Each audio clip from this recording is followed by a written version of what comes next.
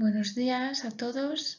Soy Katia Llanos, soy psicóloga clínica en el Servicio Navarro de Salud y hoy os vamos a presentar una sesión donde vamos a abordar los aspectos psicológicos que están relacionados con la enfermedad cardiovascular. Esta sesión la hemos preparado mi compañero Fernando Fernández y yo. Vamos a comenzar con una pequeña introducción para explicar cómo se relaciona nuestro corazón con el medio que nos rodea y con el resto del organismo. Podríamos hablar de que existen dos medios cuyos cambios van a afectar al funcionamiento de nuestro cuerpo. Tendríamos por un lado el medio externo, que sería todo lo que sucede a nuestro alrededor, situaciones, lugares en los que estamos, personas que conocemos, etc. Todo lo que está fuera del cuerpo. Y luego estaría el medio interno del organismo, que sería los músculos, los órganos, tejidos, etc. Todo lo que sucede dentro de nuestro cuerpo. Estos dos medios van a interactuar y van a producir desequilibrios en el funcionamiento del cuerpo. Estos cambios, estos desequilibrios van a ser percibidos por el organismo y tiene que responder ante ellos, tiene que adaptarse. Y aquí el corazón, como órgano fundamental, todo el sistema cardiovascular va a tener un papel importante, ya que va a intervenir en el restablecimiento de este equilibrio del cuerpo ante estos cambios que van a producir tanto el medio externo como el interno. Por lo tanto, la mente, lo que entendemos por mente, va a relacionarse con el corazón. La ciencia lo ha estado estudiando durante muchísimo tiempo y la conclusión está bastante clara. El cerebro y el corazón están conectados y se comunican entre sí, de forma que llamaríamos bidireccional.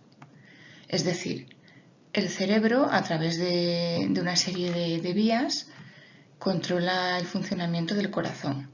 Estas vías pueden ser más directas, que se llaman vías neurológicas, o más indirectas, a través de una serie de hormonas que el cerebro libera a la sangre, y estas hormonas van a provocar cambios en el funcionamiento cardiovascular. El corazón, mediante el flujo de sangre que bombea, suministra nutrientes al cerebro. Por lo tanto, esta dirección, como dije antes, es bidireccional, del cerebro al corazón, y el corazón a su vez va a provocar cambios también en el organismo que van a influenciar en el funcionamiento de nuestro cerebro.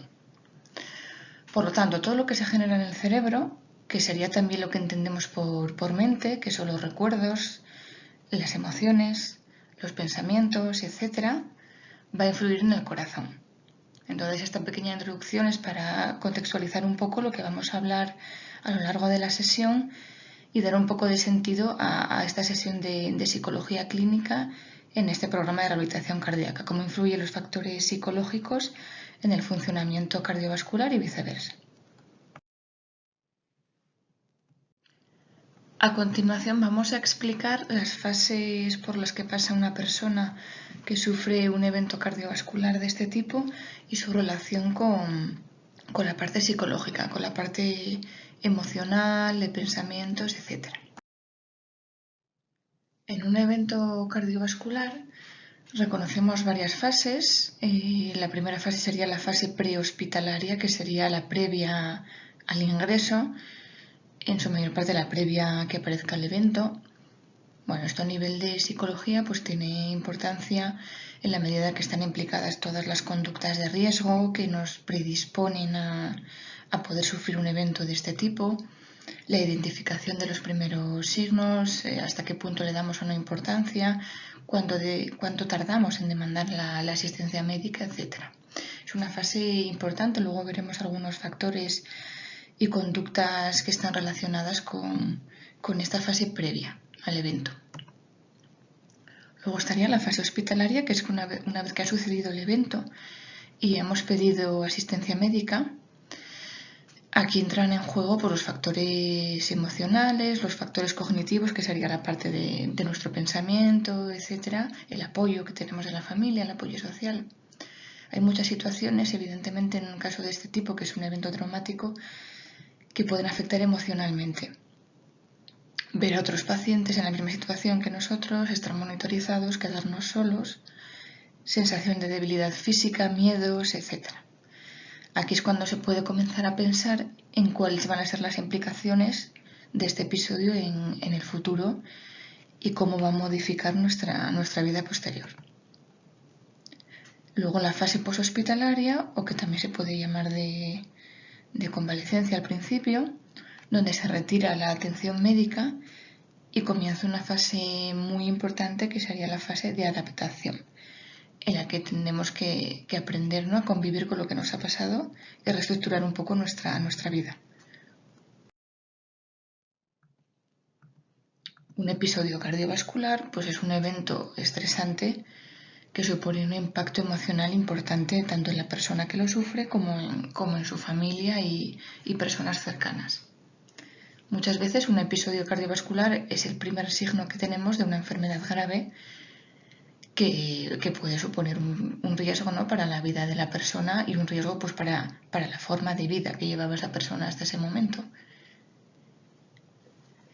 Habitualmente, la vida de la persona que sufre un evento de este tipo pues, suele ser una vida muchas veces muy activa, incluso con elevada exigencia. Luego veremos algunos factores que están relacionados que aumentan el riesgo de la aparición de un evento de este tipo, pero muchas veces la persona llevaba una vida muy activa y es posible que en un principio tenga que hacer algunos cambios, ¿no?, que pueden ser un poco difíciles. La intensidad del impacto emocional que va a provocar el evento pues va a depender de muchos factores. Por supuesto, es muy individual, va a depender del tipo de enfermedad, de la gravedad, etcétera, de cómo se desarrolla el episodio a nivel médico. Sin embargo, esta reacción emocional también va a depender de la evaluación, de cómo la persona vive y hace una valoración de la situación y de los recursos que tiene para afrontarla. Luego veremos más en detalle este tipo de valoración. Vamos a ver ahora las reacciones emocionales más habituales, ¿no?, que pueden aparecer ante una cardiopatía. En primer lugar, hay que aclarar que las reacciones emocionales que puedan aparecer, la inmensa mayoría de los casos son reacciones normales, que llamamos adaptativas, que se producen y se deben producir ante cualquier evento estresante de este tipo. Por tanto, no tienen por qué ser patológicas. Lo más habitual es que aparezca al principio pues, una sensación de ansiedad, de miedo. Un episodio de este tipo pues, tiene muchas implicaciones y hay muchos temores al principio. Miedo a lo que supone para la integridad física, miedo a la muerte, miedo a la cirugía en caso de que se produzca una cirugía. Y luego, pues, posteriormente al evento, pues, posibles restricciones en la forma de vida, incapacitaciones, posibilidad de recurrencia o no. Hay una sensación de incertidumbre que a veces es bastante difícil de tolerar y de manejar. Todos los cambios vitales que puede provocar en nuestro funcionamiento habitual, que la mayoría de las veces tendremos que hacer algún cambio, repercusión en la vida sexual, laboral, social, familiar, etc. Entonces es normal que aparezcan estos temores. Pueden aparecer también sentimientos de tristeza, de abatimiento, ya que al final en una situación como esta pues estamos atravesando un proceso de duelo. Un duelo no solo se produce ante la muerte de un familiar, sino ante cualquier evento estresante que pueda poner en peligro nuestra forma de vida habitual y la situación vital que teníamos anteriormente. Y esto es lo que puede producir un evento cardiovascular. Entonces tenemos que adaptarnos a esta situación de pérdida. Y como toda situación de duelo, pues puede provocar sentimientos de tristeza, de apatía, de decaimiento, etc.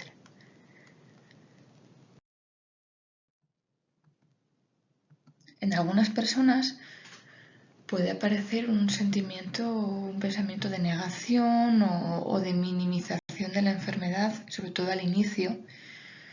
Es una situación que es complicada de afrontar y algunas personas pues, pueden hacer un afrontamiento más evitativo o negar a priori las consecuencias de lo que ha sucedido o las implicaciones que pueda tener en el futuro. Esto puede traer repercusiones ya que puede dificultar la adhesión al tratamiento, la adhesión al cambio de hábitos de vida, la adquisición de hábitos saludables, etc. inicialmente sí que puede ser beneficioso en caso de que podría haber una reacción emocional muy fuerte, entonces puede ayudar un poco a aliviar este miedo inicial, pero si no se resuelve esta negación, sí que puede ser negativa. En algunas personas también pueden aparecer sentimientos de irritabilidad, de hostilidad, etcétera, que tampoco tendrían por qué ser patológicos. Incluso pueden aparecer algunos sentimientos de culpa, la persona puede culpabilizarse por conductas que ha tenido en el pasado, por cosas que ha hecho en el pasado, etcétera, que pueden haber tenido su implicación o no en la aparición del evento.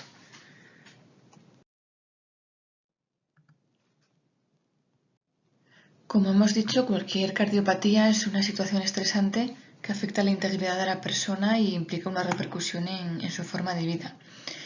Entonces, este afrontamiento del estresor tiene dos procesos. La valoración de la situación, que en psicología llamamos la evaluación primaria, y la evaluación de los recursos de afrontamiento, evaluación secundaria. Es un poco lo que hemos comentado antes.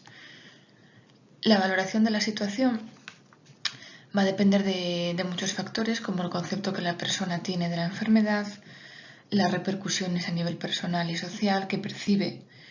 La personalidad del individuo, de la propia persona, va a determinar también cómo va a interpretar esta situación. Y luego la valoración de los recursos de los que disponemos para afrontarla. Estos recursos pues incluyen el apoyo social, las habilidades de afrontamiento que tengamos previas, el manejo emocional, cómo gestionamos nuestras emociones, el nivel de ingresos, que en algunos casos puede ser relevante, sobre todo si no podemos desempeñar la misma actividad laboral, etc. Entonces, de estas dos valoraciones va a depender nuestro afrontamiento de esta situación, de cualquier situación estresante. Ahora vamos a detallar más detenidamente todos los factores psicológicos que están interviniendo en la enfermedad cardiovascular. Dentro de los factores de riesgo, que son aquellos que predisponen o que hacen más probable que exista un evento cardiovascular, hay algunos no modificables y otros, como tenéis en la diapositiva, que sí son modificables en el sentido de que podemos hacer algo para cambiarlos. Y aquí es donde la parte psicológica tiene un papel importante. Tenéis ahí la hipercolesterolemia, hipertensión, el hábito del tabaco, el sedentarismo, la diabetes y la obesidad. Dentro de estos factores pues hay varias conductas de riesgo que llamamos que sí podemos actuar sobre ellas e instaurar hábitos de vida más saludables que hagan que estos factores tengan menos peso. Como factor psicosocial tenemos el estrés. Los estudios han demostrado que el estrés está asociado con la probabilidad de aparición de enfermedad cardiovascular. Especialmente es el estrés crónico el que se mantiene a largo plazo, a lo largo del tiempo, el que parece tener una asociación más fuerte y tener un papel más determinante. El grado de estrés, ¿cómo percibimos?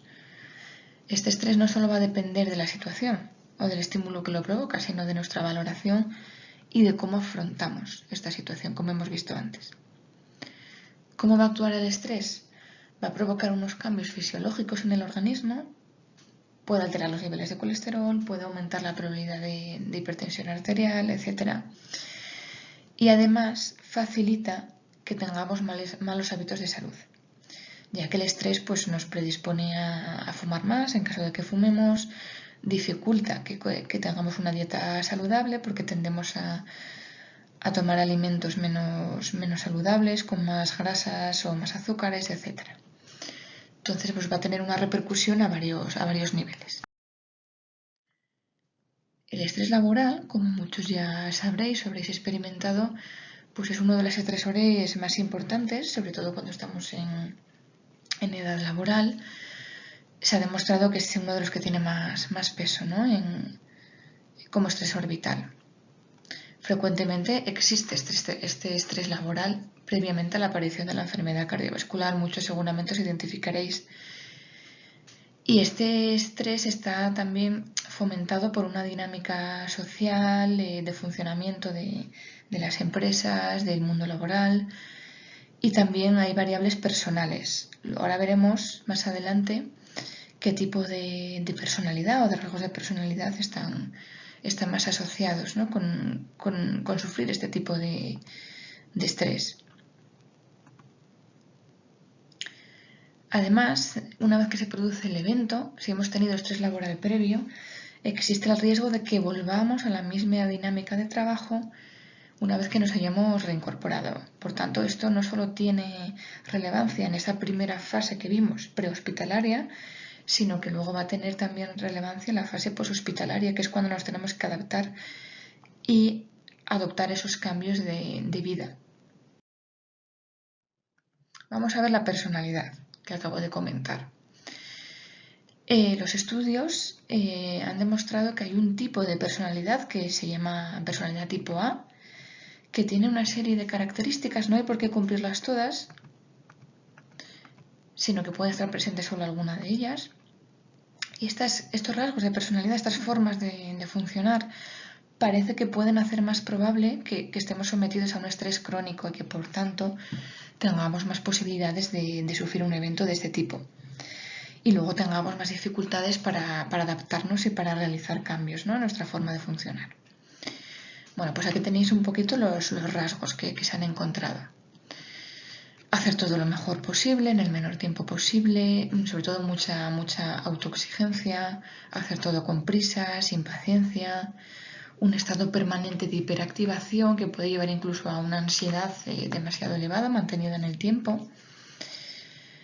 Estas prisas y esta hiperexigencia pues se puede incluso ver no solo en el trabajo, sino incluso en áreas de la vida personal, incluso cuando una persona está de vacaciones, está muy pendiente del reloj, está muy pendiente siempre del tiempo, no acaba de desconectar, no acaba de relajarse. Una responsabilidad excesiva, muchas veces personas hipertrabajadoras, tendencia a sobreimplicarse y a no ser capaces de delegar tareas a los demás, etc. Cuando esto se mantiene mucho en el tiempo y da lugar a un estrés, pues puede provocar irritabilidad, hostilidad hacia los demás, enfado con más probabilidad, etc. Como hemos dicho, esta personalidad influye tanto en la fase previa al evento como en la fase de adaptación.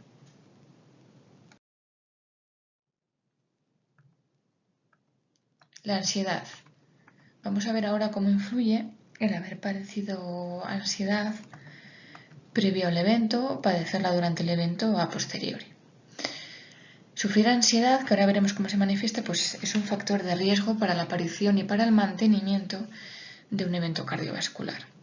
¿Qué entendemos por ansiedad? Pues se manifiesta con este tipo de signos o de sensaciones. Preocupación constante, son personas que están siempre preocupadas por cosas de la vida cotidiana. Una sensación continua, casi continua de inquietud, notar como si lleváramos un motor interno, impaciencia, irritabilidad ante cosas que en otro momento pues no nos irritarían, estamos más susceptibles, dificultades para concentrarse, en ocasiones en casos de ansiedad un poco más elevada pues quedarse con la mente en blanco, dificultades para dormir, etc. ¿No? O sea, aquí veríamos un poco manifestaciones de un estado de ansiedad que puede ser leve o moderada. Aquí hay algo que comentar también que tiene especial relevancia cuando hablamos de la enfermedad cardiovascular, que son los síntomas fisiológicos de la ansiedad. ¿Por qué tienen relevancia? Porque son síntomas que se pueden confundir con algunos signos que pueden aparecer en un evento cardiovascular, ¿no? Y que luego, después de haber sufrido un evento, sentir estos síntomas fisiológicos de la ansiedad nos puede llevar a pensar que estamos sufriendo otro evento cardiovascular, puede incrementar ese miedo, etc. ¿Cuáles son estos síntomas fisiológicos? Pues que pueden aparecer o no. Temblores, dificultades para respirar, palpitaciones, presión en el pecho, sudoración, mareos, hormigueos, visión borrosa, etc. Muchos de estos signos o síntomas pueden aparecer en casos de ansiedad un poco más moderada, incluso más elevada. La ansiedad per se no es algo negativo, sino que sería una respuesta emocional adaptativa, ¿no? Pero tenemos un problema cuando esta ansiedad es demasiado elevada o se mantiene demasiado en el tiempo. Cualquier evento estresante nos va a producir una ansiedad en un primer momento, pero cuando se mantiene demasiado o los síntomas son demasiado severos o no nos permiten llevar una vida normal o no nos permiten adaptarnos o no nos permiten actuar, es cuando pueden suponer un problema. La ansiedad aparecería como emoción adaptativa ante cualquier situación estresante. En el caso del evento cardiovascular, suele aparecer más intensamente en los primeros momentos durante el ingreso y suele ir disminuyendo, sobre todo cuando los síntomas físicos van desapareciendo y la persona pues ya va asimilando un poco la situación, lo que acaba de pasar, etc. Y puede volver a incrementarse después de que se dé la alta hospitalaria, cuando ya nos tenemos que reincorporar a la vida habitual, ya hay un distanciamiento del equipo médico de este soporte terapéutico y pueden aparecer estos miedos de qué va a suceder, ¿no? cuando me den el alta. Estos síntomas de ansiedad, como he comentado antes, pueden resultar confusos y pueden provocar alarma porque pueden confundirse con la aparición de otro evento cardiovascular. La depresión se ha demostrado también como un factor de riesgo para la aparición de patología cardiovascular y predice también una peor evolución. ¿Por qué? Pues porque puede provocar una peor adherencia a los tratamientos, dificultar la adquisición de hábitos saludables o de mantenimiento de hábitos, y luego también puede provocar la depresión cambios a nivel biológico, a nivel fisiológico que pueden afectar al funcionamiento del organismo. Esta depresión puede estar presente antes del evento, puede producirse a posteriori del evento o puede estar presente antes y después. ¿Cómo se manifiesta la depresión? Pues con una tristeza en la mayor parte del día, pérdida de interés o de placer por aquello que antes disfrutábamos, variaciones del apetito, del deseo sexual, alteración del patrón de sueño, disminución del ritmo de actividad, estamos más cansados, más desmotivados, etc., con pérdida de energía. Y en algunas personas pueden aparecer también sentimientos de inutilidad, de culpa, y en casos graves, pues pensamientos de muerte, etc. Los síntomas depresivos van a ser más frecuentes en aquellas personas que han sufrido eventos cardiovasculares. Al igual que puede aparecer ansiedad, pues pueden aparecer síntomas depresivos que a priori, como hemos dicho desde el principio, no tienen por qué ser patológicos, sino que serían una reacción emocional adaptativa normal. El problema es cuando se agravan o se mantienen demasiado en el tiempo. Pueden aparecer al segundo o tercer día de ingreso, esto es muy variable, cuando empiezan a valorarse las posibles consecuencias de lo que ha pasado. Igual que pasaba con la ansiedad, pues se pueden disminuir a lo largo del ingreso y se pueden intensificar de nuevo tras la vuelta a casa, ¿no? Un poquito por lo que hemos dicho antes. Estos sentimientos de inutilidad que pueden aparecer en algunas personas, pues tienen que ver con el hecho de que al principio o puede que a largo plazo pues haya que reducir ciertas actividades, abandonar algunas actividades. Entonces, pues para algunas personas esto puede ser complicado. Esto está relacionado también con los factores de personalidad que vimos antes en personas muy autoexigentes, muy hipertrabajadoras, pues realizar estos cambios y flexibilizar un poco el sistema, la forma de vida, los hábitos, pues puede ser más complicado para algunas personas. Vamos a hablar un poquito muy brevemente de las conductas de riesgo porque esto se aborda en otras sesiones. Son aquellos comportamientos, aquellas cosas que realizamos que predisponen a sufrir una patología cardíaca y que una vez que ha aparecido pues se convierten en factores de mal pronóstico si no se cambian. Están relacionados con la presencia de la obesidad, hipercolesterolemia, diabetes, hipertensión, etc. Estas son las más importantes. Malos hábitos alimentarios, el sedentarismo, no hacer nada de actividad física, el tabaco y el consumo de alcohol y otras sustancias. Estas conductas de riesgo, estos factores son los que tendríamos que modificar.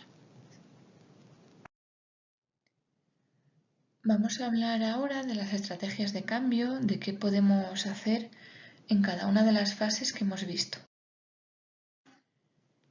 En la fase aguda, que es cuando se produce el ingreso hospitalario, bueno, pues aquí sería muy importante el intercambio de información sobre la enfermedad, si hay o no intervención quirúrgica, etc.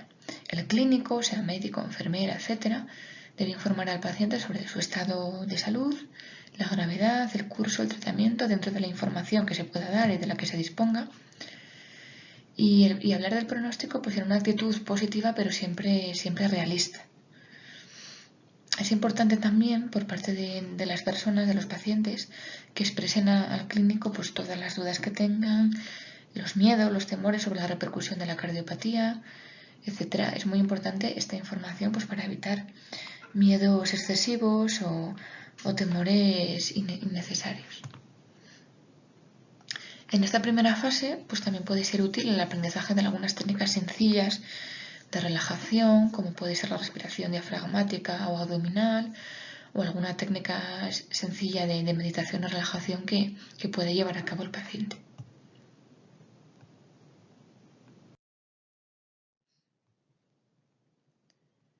Bueno, en cuanto a los hábitos saludables, como he dicho antes, no me detendré demasiado porque hay otras sesiones que comentan este tema. Entonces tenéis ahí un poco unas pinceladas, ¿no? La dieta moderada variada, tipo de alimentos que se deben consumir, se deben priorizar, por supuesto abandono de tabaco y moderar consumo de otras sustancias, la actividad física regular, control de tensión arterial, control de diabetes, etc. Y aquí sí que es muy importante lo que llamamos higiene del sueño, que es descansar el tiempo necesario. Pues aquí se pueden tomar unas medidas, ¿no? Como puede ser tener horarios fijos de acostarse, de levantarse, tener una buena temperatura en la habitación, ni frío ni calor, intentar evitar en la medida de lo posible que haya ruidos o que haya distractores como televisores en la habitación, etc. Y sobre todo seguir unos hábitos de sueño lo más regulares posibles para intentar mantener un hábito de sueño y un descanso nocturno adecuado.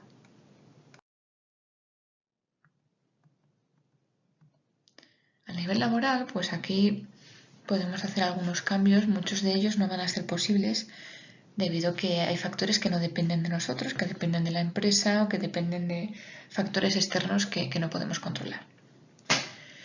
Dentro de lo que podemos hacer nosotros, pues tiene relación con lo que hemos hablado antes, de ese tipo de personalidad, de esa forma de trabajar. Pues es importante aprender a fijarse metas más realistas, aprender a organizar el tiempo, a ser más flexibles, a priorizar, a delegar, ¿no? En casos en los que sea posible, sobre todo establecer prioridades, tanto en nuestro trabajo como en nuestra vida personal. Para manejar el estrés, pues hay una serie de técnicas a nivel de psicología que serían ya para trabajar más a nivel individual o grupal, que sería pues técnicas de solución de problemas, donde definimos un problema y generamos varias alternativas y evaluamos un poquito el resultado de las alternativas, que nos puede ayudar a tomar decisiones. Luego tenemos otro tipo de técnicas que veremos más adelante para el manejo de la ansiedad y de la depresión. Y en el caso del estrés laboral, pues conviene valorar los riesgos de cara a la reincorporación tras el episodio. Tenemos que valorar hasta qué punto podemos mantener los hábitos saludables dependiendo de nuestro trabajo, hasta qué punto tenemos que reducir, ¿no? ese nivel de estrés, ese nivel de carga laboral. Como he dicho, aquí hay cosas que están en nuestra mano y hay cosas que van a depender más de factores externos.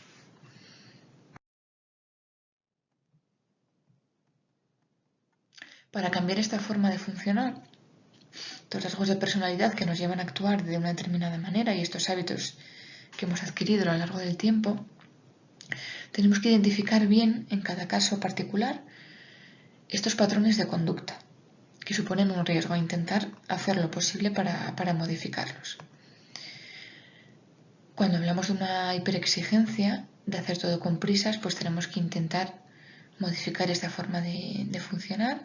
Como he dicho antes, eso no exigir en exceso, priorizar, intentar organizar mejor el tiempo, distribuir mejor el tiempo, reducir la atención que le damos al reloj, intentar ir sin reloj cuando no lo necesitamos expresamente, reservarnos momentos de tranquilidad para actividades más relajantes, más agradables, planificarlas incluso en el horario de nuestra semana, planificar ratos solo para nosotros, actividades para nosotros como si fuese una tarea más. Tener cuidado con el nivel de expectativa que nos marcamos tanto para nosotros como para los demás. Intentar ser más flexibles, bajar un poco el nivel de exigencia e ir adaptándonos poco a poco. Ponernos límites en la implicación y asumir que no podemos controlar todo, sino que hay cosas que están fuera de nuestro alcance, que no podemos manejar, que no podemos controlar. Aprender a delegar, aprender a pedir ayuda y aprender a tolerar los errores. Asumir que nos vamos a equivocar. Dentro de las técnicas que ya están más enfocadas al manejo de la ansiedad y de la depresión, pues tenemos las técnicas de relajación, sobre todo para manejar la ansiedad y esa hiperactivación que tenemos a nivel fisiológico. Las técnicas de relajación, como son la respiración diafragmática, la respiración abdominal, la relajación muscular, la meditación, etc., nos pueden ayudar bastante a manejar esta ansiedad. También nos puede ayudar de planificarnos actividades relajantes, actividades agradables que nos sirvan para desconectar y para soltar ese estrés y esa energía. El ejercicio físico también puede ayudar a muchas personas. Para manejar también la sintomatología depresiva que puede aparecer, es importante, a pesar de que pueda aparecer esa desmotivación o esa apatía, pues no dejar de estar activos, no dejar de hacer cosas, aunque a veces el ánimo o las ganas no acompañen. Intentar planificarse también actividades agradables que nos gusten, sobre todo prevenir el aislamiento social. Ese estado de ánimo nos puede llevar a aislarnos, a no salir. Pues tenemos que optar por todo lo contrario, por apoyarnos en la familia, en las amistades e intentar fortalecer esas relaciones sociales, ese apoyo que va a ser fundamental. Los hábitos saludables que hemos visto antes pues también van a ayudar a mantener este equilibrio emocional. La actividad física, como he dicho, también es beneficiosa, los hábitos de sueño, la alimentación tiene más relevancia de lo que pensamos para mantener un estado de ánimo adecuado.